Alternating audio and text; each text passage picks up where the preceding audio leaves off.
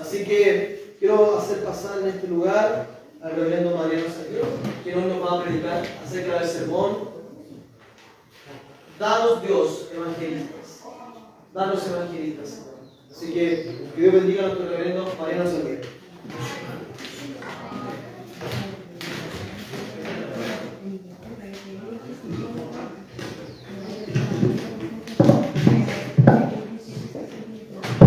Antes de empezar,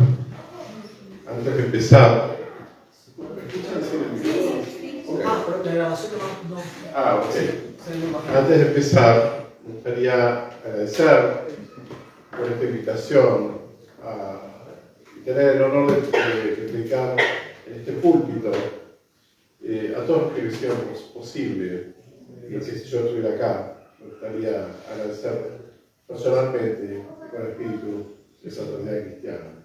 Gracias, Señor. Quiero agradecer entonces a toda la congregación aquí reunida. Quiero desearle lo mejor y que el buen Dios nos acompañe en caminos de justicia y bondad.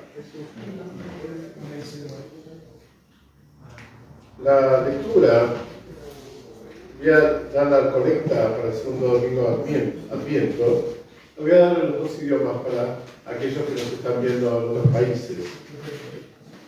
Dios Todopoderoso, danos gracia para que desechemos las obras de las tinieblas y pongamos sobre nosotros la armadura de la luz. Ahora, en tiempo de esta vida mortal, en que tu Hijo Jesucristo vino a visitarnos con la gran humildad, para que en el día último, cuando Él venga nuevamente en su gloriosa majestad para juzgar a vivos y muertos, y así poder resucitar a la vida inmortal, por aquel que vive y reina contigo, y el Espíritu Santo, un solo Dios, ahora y siempre. Almighty God, give us grace that we may cast away the works of darkness and put upon us the armor of light.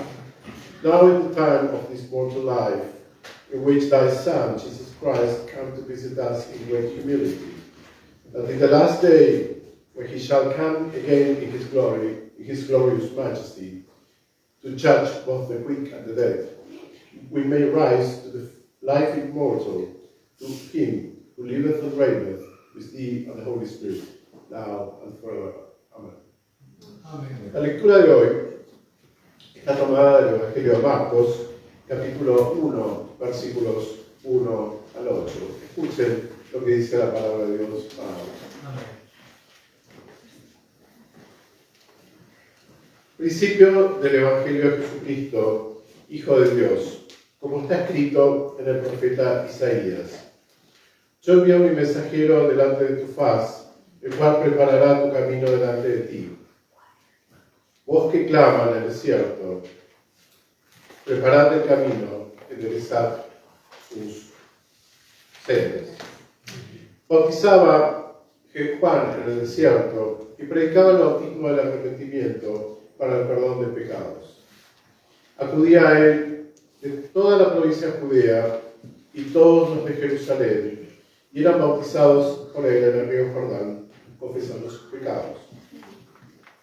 Juan estaba vestido de pelo de camello, tenía un cinto de cuero alrededor de su cintura, y comía langostas y miel silvestre. Y predicaba: viene tras mí el que es más poderoso que yo, a quien yo no soy digno de desatar, agachado a la correa de su calzado. Yo a la verdad os he bautizado con agua, pero Él los bautizará con el Espíritu Santo. The beginning of the Gospel is taken from Mark chapter 1, verses 1 to 8. The beginning of the Gospel of Jesus Christ, the Son of God.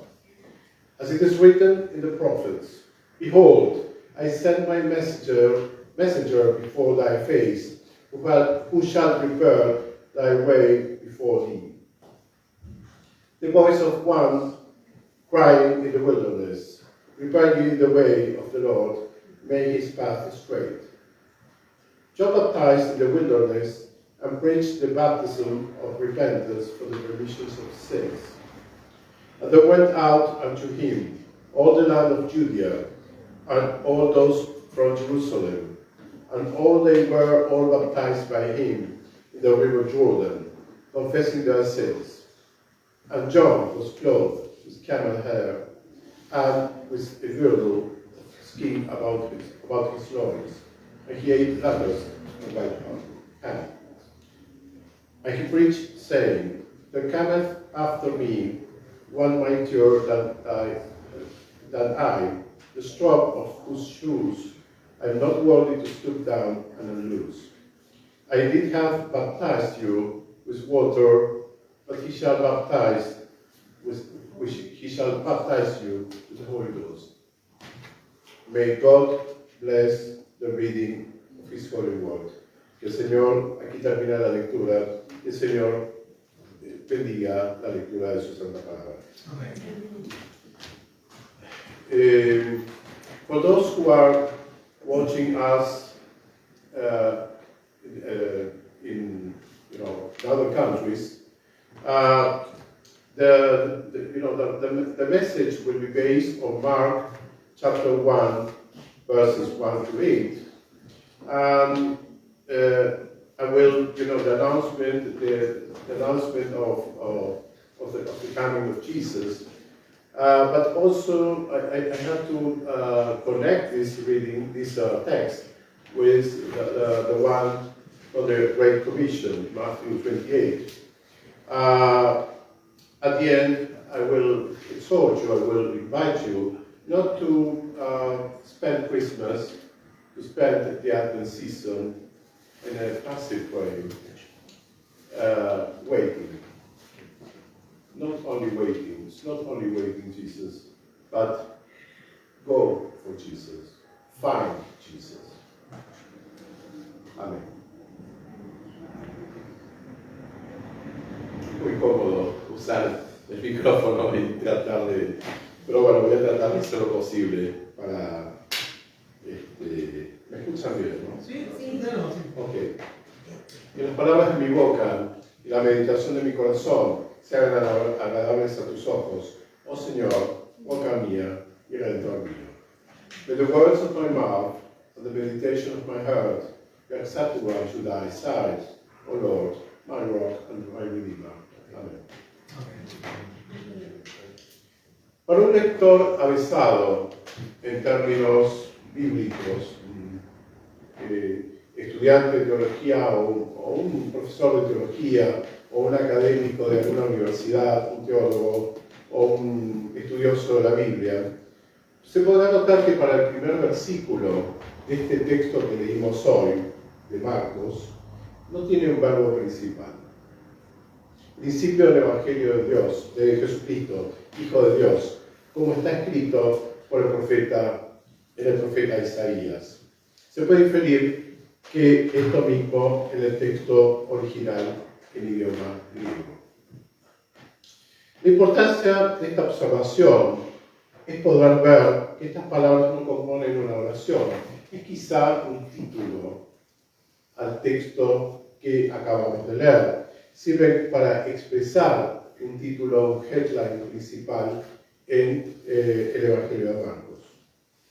Cualquiera sea la historia, milagro, parábola, exorcismo, enseñanza o evento narrativo de Jesús, que se encuentre en el Evangelio de Marcos, es el comienzo de las buenas nuevas de Jesucristo. Este comienzo tiene lugar al escuchar o al leer el Evangelio de Marcos. Las palabras de este Evangelio irrumpen en nuestras vidas con las buenas nuevas, el Evangelio de Jesucristo, el Hijo de Dios. La buena noticia comienza con la cita de dos textos proféticos en lo que nosotros llamamos el Antiguo Testamento, la Biblia hebrea, y están en Malaquías y en Isaías, y que anuncian un precursor que irá antes de la venida del Mesías de Dios, un mensajero que irá delante de vosotros, como dice el texto de Malaquías, capítulo 3, versículo 1, y preparad el camino, enderezad sus sendas, como dice Isaías en capítulo 40, versículo 3. La fe en la que el pueblo de Dios ha vivido la esperanza mesiánica sirve también como palabra inaugural, rompiendo tiempos de anticipación, tiempos de cumplimiento de la salvación de Dios. El mensajero o testigo, el precursor de este tiempo donde las profecías se iban cumpliendo, era precisamente Juan el Bautista. Este texto se centra en la persona de Juan. Así leemos una inscripción extensa en el perfil de Juan. Vive en el desierto, cerca del río Jordán, donde Jesús sería bautizado. El bautismo que ofrece para el perdón para su pueblo del campo de Judea es un bautismo de arrepentimiento para el perdón de los pecados. La descripción que hace de Juan, este texto, está muy lejos de ser la de un personaje clamoroso, de una persona que tiene el mejor plan médico de Colmena, o que tiene una vida, digamos, de Instagram. Todo lo contrario, es la persona más humilde. Los hebreos buscaban, el pueblo judío buscaba un Mesías que viniera en gloria, y acá vemos a un hombre que parecía, digamos, un hippie en la década del 70, que solamente comía langostas y todo lo que había alrededor, todo lo que producía o lo que estaba alrededor suyo, y que se vestía con un humilde atario de piel de camello. Esto entonces era bautismo de arrepentimiento para el perdón de pecados. El bautismo de Juan es una preparación en anticipación de la venida del Mesías. Juan incluso atrae a personas que están fuera de la gran ciudad, de los alrededores de Jerusalén, la ciudad de los líderes religiosos, quienes fueron bautizados por él en el río Jordán, confesando sus pecados, como dice el texto. El bautismo de arrepentimiento y perdón de Juan es un llamado al pueblo de Judea y los de la ciudad de Jerusalén a abandonar caminos impíos y recibir el perdón que está frente y presente en Dios. La inscripción de Juan amplía nuestra imaginación.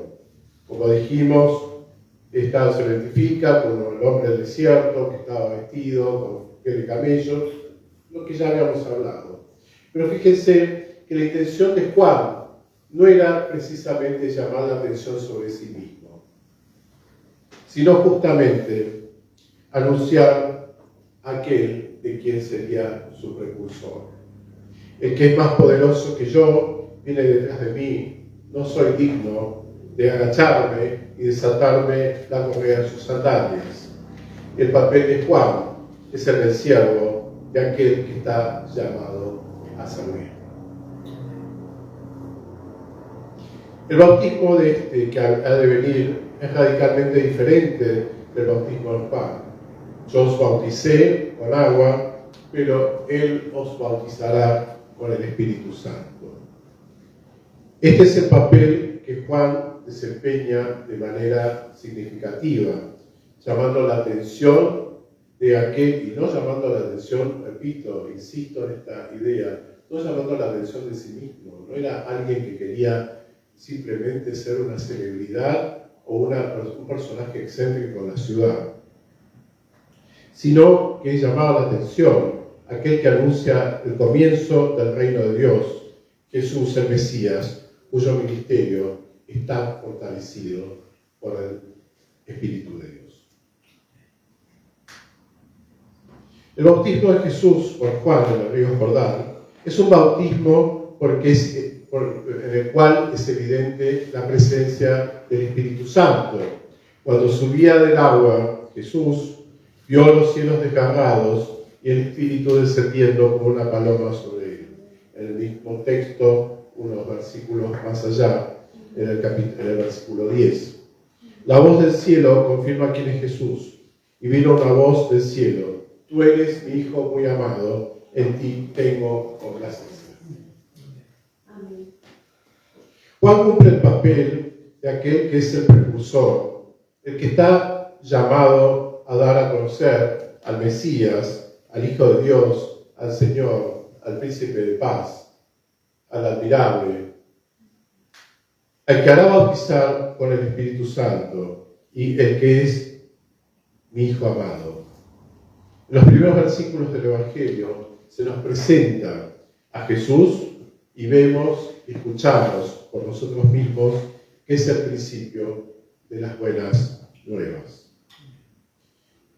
Y quiero esta mañana, querida congregación, relacionar el texto que hemos leído de Marcos con el de Mateo 28, versículos 16 al 20, el famoso texto de la Gran Comisión, el punto cúlmine del Evangelio de Mateo. Fíjense que empezamos con el comienzo del Evangelio de Marcos y lo relacionamos con el Evangelio de Mateo, con el principio de las buenas nuevas, con el ir y predicar las buenas nuevas. Voy a leerlo. Pero los 11 discípulos se fueron a Galilea, al monte donde Jesús le había ordenado. Cuando lo vieron, lo adoraron, aunque algunos dudaban.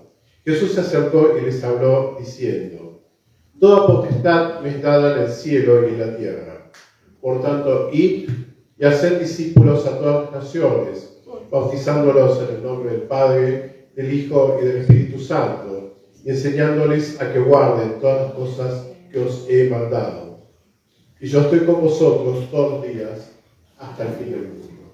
El principio y un fin que no es un fin, es otro comienzo. Así como Juan fue el primero que anunció las buenas nuevas, el primero que anunció a Jesús, nosotros también tenemos que ser un poco Juan, ¿no? Había un himno también, ¿no? que hablaba de un viejo himno en inglés que decía Dare to be a Daniel, o sea, atreverse a ser un Daniel, ¿no? Dare to be a Daniel, dare to stand alone, atreverse a ser Daniel, atreverse a estar solo, a estar firme solo. Y acá en este caso también es atreverse a ser Juan. Nuestra actitud debe ser activa y no estar sumergidos en una irritante pasividad. A veces, cuando hablamos del Adviento, decimos, bueno, esperamos al Mesías, esperamos al tan esperado bebé de Belén, pero no nos acordamos de ir a buscarlo. Quedamos muy cómodos en el sillón de casa, viendo televisión, viendo, no sé, la Teletón o lo que sea, y no yendo a buscar a Jesús, no yendo a buscarlo en una posición más proactiva. Estamos llamados a anunciar y dar a conocer al Hijo de Dios en este tiempo de Adviento. Como el testimonio de Juan, también nosotros somos testigos de quien encarna el principio de las buenas nuevas del Evangelio. A lo largo de la historia del cristianismo, hemos tenido muchísimos Juanes. Los hermanos Wesley, George Whitefield, Charles Simeon, John Newton, George Carey, Charles Spurgeon, J.C. Ryle y tantos otros, y más para no ir tan atrás, en el siglo XIX, el siglo XVIII, en nuestros tiempos, aún John Stott o Martin Lloyd Jones. Pero no es mirar hacia atrás de aquellos que fundaron y establecieron los cimientos de la iglesia y han predicado y han formado, han llamado a los hermanos a ser iglesia. No es eso solamente, y mirar el presente, este presente que tenemos. Hoy me quiero centrar en la figura de George Whitefield. Whitefield nació en Gloucester, Inglaterra, el 7 de diciembre de 1714 y partió a la presencia del Padre el 30 de septiembre de 1770 en Newburyport, Massachusetts, en la entonces América Británica. Ya ahí empezamos con un Whitefield inquieto que empezó su vida en Gloucester, en Inglaterra, y terminó sus días en América británica, en lo que hoy es Estados Unidos, en el estado de Massachusetts. Fíjense, imagínense lo que era la América británica hace 250 años atrás. Era la nada misma. Él dejó su zona de confort, él dejó de estar por ahí imbuido o sentado en alguna sillón cómodo, en alguna biblioteca de alguna facultad de teología. Gracias. Muchísimas gracias. Él dejó todo y se fue. Y se fue y volvió y se volvió a ir. Conoció a los hermanos Wesley en el Holy Club, esa asociación, hoy diríamos parecido a lo que sería el Cambridge Union o el Oxford Union, que se llamó Santo Club, un lugar de personas piadosas, de una asociación de estudiantes fervorosamente cristianos en la Universidad de Oxford. Que hoy vamos a Oxford y es la cuna del ateísmo, es la cuna de personas que predican una secularización, como el caso de Richard Dawkins, que sale en programas de televisión y está todo el día, digamos, tratando de escandalizar y ser disruptivo en un mundo que ya tampoco le presta demasiada atención, que ya pasó incluso toda esa situación. Junto a ellos tuvo la experiencia de conversión, lo que hoy podríamos llamar un nacer de nuevo, ser un cristiano renacido, que los impulsó a predicar a distantes rincones de las Islas Británicas y de América. Gracias a este impulso y el generoso dinero aportado por la condesa de Huntingdon, que fue una mujer piadosa que puso su fortuna para abrir nuevas capillas en su condado, Whitefield pudo plantar nuevas iglesias a lo largo de todo el camino que personalmente él mismo recorrió. George Whitefield, el devoto anglicano, que buscó con fe, honestidad y sinceridad la reforma de la Iglesia de Inglaterra y se escandalizó con el nominalismo, el excesivo nacionalismo de sus ministros, hecho que lo llevó a impulsar la creación de la colección metodista, dentro del nombre del cual la colección hemos adoptado con veneración, con respeto y agradecimiento en nuestras comunidades de fe. Whitefield, aquel que amó a los pecadores, que renunció a tanto para proclamar con ímpetu y misericordia la gracia de su maestro. El Whitefield precursor del avivamiento evangélico del siglo XVIII, que hoy es profundamente convencido de que el Espíritu Santo es absolutamente vital para la existencia y el florecimiento del cristianismo tal como es anunciado en el Nuevo Testamento, en las Buenas Nuevas, y que hoy es tan esencial para nuestras comunidades. No solamente un avivamiento, sino también la gesed, el amor que sobrepasa todo entendimiento. De su sermón The Indwelling of the Spirit, the Common Privilege of All Believers, pronunciado en la iglesia de Santa María en Bexley, en Kent, el domingo del Pentecostés de 1739, voy a citar el siguiente párrafo. Procedo a demostrar que el Espíritu Santo es el privilegio común de todos los creyentes. Para que el mundo se haya convertido, no se necesitan milagros externos, sino solo una cooperación interna del Espíritu Santo con la palabra, para probar que Jesús es ese Mesías que vino a librar al mundo. Whitefield se animó a anunciar con entusiasmo las buenas nuevas en el contexto de una iglesia de Inglaterra totalmente sumida por una excesiva burocracia, por un excesivo institucionalismo, por un excesivo legalismo terrenal. Él sacudió los cimientos de la iglesia, la despertó y la llevó a encontrarse nuevamente con las Escrituras. Este es el llamado en este siglo XXI, tan particular que no difiere tanto del racionalista siglo XVIII. No es que todo tiempo pasado fue mejor o peor, simplemente que hay algunas cosas, patrones que se repiten, pero hoy mucho más agravados por la influencia de las redes sociales, que tenemos que empezar a utilizar y hacer muchos en esto para poder esparcir la palabra a todos los rincones del mundo. No es luchar contra las redes sociales, no es luchar contra este tiempo que vivimos, sino poder aprovechar de las mismas para poder llevar el mensaje.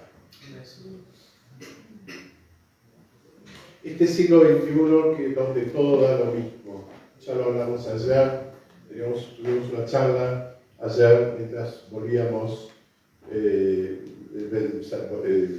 Santiago, en el cual esta cultura woke, esta cultura está destruyendo todos nuestros valores y apuntando a erosionar los cimientos de nuestra fe. Esto de todo lo mismo que me hace recordar un obispo, decía argentino, un obispo americano, decía esto de que parece como ir al counter de un aeropuerto, comprar un pasaje de último momento y decir, bueno, quiero viajar. Y la persona que está del otro lado del counter dice, bueno, ¿pero dónde quiere viajar? No lo sé, solamente quiero viajar. ¿Sí? Esto es el todo lo mismo, el todo vale, no importa el relativismo social y cultural en el cual estamos inmersos hoy en día y que está siendo desparramado y viralizado por las redes sociales. Adviento no es solo una espera, es acción, es ponerse la armadura de la luz y salir a proclamar las buenas nuevas de Jesús. Y en esto tengo que ser muy puntual. Que la gran comisión no se transforme en la gran omisión, sino en la gran sumisión. Juan el Bautista nos lleva en este tiempo de Adviento aquel que es nuestro Señor, cuyo nacimiento no solamente esperamos con ansiedad, sino que también tenemos que salir a buscar. Tenemos que ir a buscar como los pastores de Belén, como los sabios de Oriente fueron a buscar a ese bebé, a ese Mesías que había nacido en el establo y cuyo reinado en la eternidad jamás terminará. Es entonces el comienzo de las buenas nuevas, el Evangelio de Jesucristo, el Hijo de Dios. Amén. Amén. Y que ahora Dios Padre, Dios Hijo, Dios Espíritu Santo, sea todo honor, gloria, potestad, ahora y por siempre. Now God the Father, the Son, Holy Ghost, be all honor and glory, dominion and power, now and forevermore. Amen. Amen.